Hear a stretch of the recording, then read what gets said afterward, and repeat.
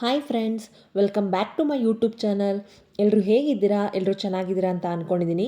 ಯಾರೆಲ್ಲ ಇನ್ನೂ ನನ್ನ ಚಾನಲ್ನ ಸಬ್ಸ್ಕ್ರೈಬ್ ಮಾಡಿಲ್ಲ ಅವರೆಲ್ಲ ಬೇಗ ನನ್ನ ಚಾನಲ್ನ ಸಬ್ಸ್ಕ್ರೈಬ್ ಮಾಡ್ಕೊಳ್ಳಿ. ಈ ವಿಡಿಯೋ ನಿಮಗೆ ಇಷ್ಟ ಆದರೆ ಲೈಕ್ ಮಾಡಿ, ಕಮೆಂಟ್ ಮಾಡಿ, ಹಾಗೆ ಶೇರ್ ಮಾಡಿ. ನಮ್ಮಂಥ ಚಿಕ್ಕ ಯೂಟ್ಯೂಬರ್ಸ್ಗೆ ಸಪೋರ್ಟ್ ಮಾಡೋದನ್ನ ಮರಿಬೇಡಿ. ಬನ್ನಿ ವಿಡಿಯೋ ಶುರು ಮಾಡೋಣ.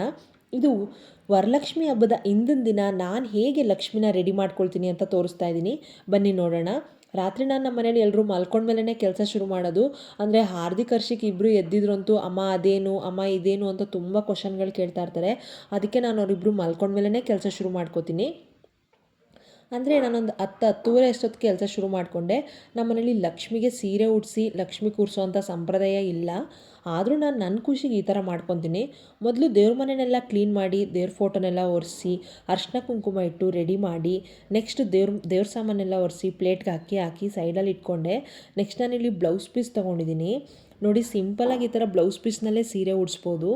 ಯಾರೆಲ್ಲ ದೇವ್ರ ಮುಂದೆ ಬ್ಲೌಸ್ ಪೀಸ್ ಇಟ್ಟು ಪೂಜೆ ಮಾಡ್ತೀರಾ ಅವರೆಲ್ಲ ನೆಕ್ಸ್ಟ್ ಟೈಮಿಂದ ನೀವು ಈ ಥರ ಮಾಡಿ ನೋಡಿ.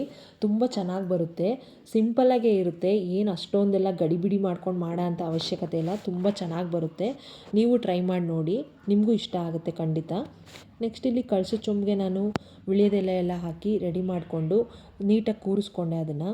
ನೆಕ್ಸ್ಟ್ ನಾನು ಇಲ್ಲಿ ತೆಂಗಿನಕಾಯಿ ತೊಗೊಂಡೆ. ತೆಂಗಿನಕಾಯಿನ ನೀಟಾಗೆಲ್ಲ ಕ್ಲೀನ್ ಮಾಡಿಕೊಂಡು ಲಕ್ಷ್ಮಿನ ಈ ಥರ ಅಲಂಕಾರ ಮಾಡಿಕೊಂಡೆ ನಾನು.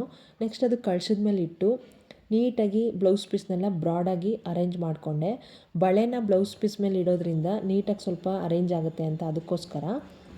ಇಷ್ಟೆಲ್ಲ ಆದಮೇಲೆ ನಾನು ನೆಕ್ಸ್ಟ್ ಎಲ್ಲ ದೇವ್ರುಗಳಿಗೂ ಗೆಜ್ಜೆ ವಸ್ತ್ರಗಳನ್ನೆಲ್ಲ ಹಾಕ್ಕೊಂಡೆ.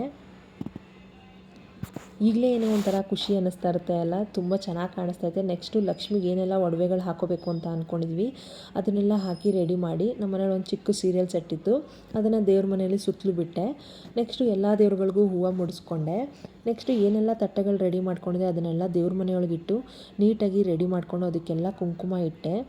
ನೆಕ್ಸ್ಟ್ ಇಲ್ಲಿ ಹೊಸ್ಲಿಗೆಲ್ಲ ಕುಂಕುಮ ಇಟ್ಟು, ಅರಿಶಿನ ಕುಂಕುಮ ಎಲ್ಲ ಇಟ್ಟು, ರಂಗೋಲಿ ಬಿಟ್ಟು ಎಲ್ಲ ರೆಡಿ ಮಾಡಿ ಮಲ್ಕೊಳ್ಳೋ ಅಷ್ಟರಲ್ಲಿ 1:45 ಆಗೋಗಿತ್ತು.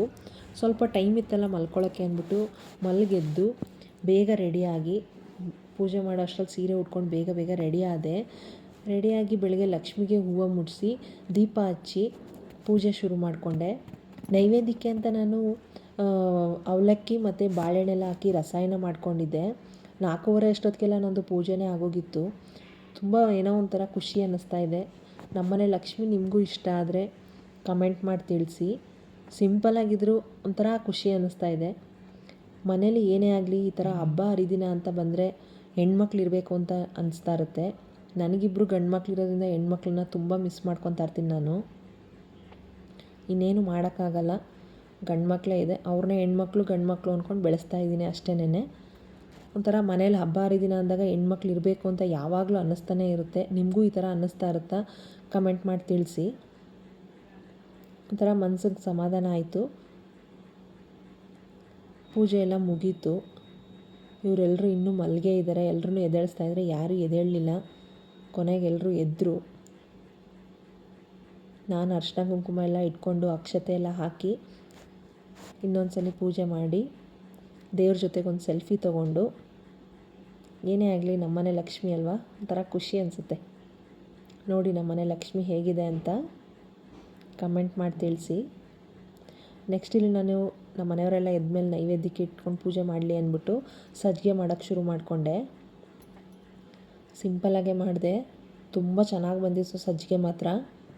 ನಾವು ದೇವ್ರ ನೈವೇದ್ಯಕ್ಕೆ ಅಂತ ಮಾಡಿದ್ರೆ ಏನೇ ಮಾಡಲಿ ಒಂದು ಪಟ್ಟು ರುಚಿ ಜಾಸ್ತಿನೇ ಆಗುತ್ತೆ. ನಿಮ್ಮ ಮನೇಲೂ ಹಾಗೇನಾ ತಿಳಿಸಿ. ಸಜ್ಜಿಗೆ ಮಾತ್ರ ತುಂಬ ಚೆನ್ನಾಗಿ ಬಂದಿತ್ತು.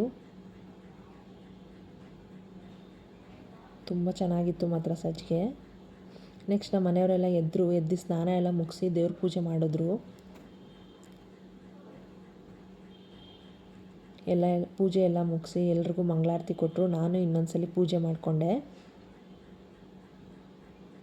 ಅವರಿಬ್ರಿಗೆ ಏನೋ ಒಂಥರ ಖುಷಿ. ಲಕ್ಷ್ಮಿ ನಮ್ಮ ಮನೇಲಿ ನೋಡಿದ್ರೇ ಅವ್ರಿಗೇನೋ ಒಂಥರ ಖುಷಿ. ಅಮ್ಮ ಚೆನ್ನಾಗಿದೆ ಅಮ್ಮ ಅಂತ ಅಂತಿದ್ರು ಇಬ್ಬರೂ. ನಮ್ಮ ಮನೆಯವ್ರು ಎಲ್ರಿಗೂ ಮಂಗಳಾರತಿ ಕೊಟ್ಟರು. ಎಲ್ಲರೂ ಮಂಗಳಾರತಿ ತೊಗೊಂಡು ಎಲ್ಲರೂ ಒಂದ್ಸಲಿ ಸೆಲ್ಫಿ ತೊಗೊಂಡ್ವಿ.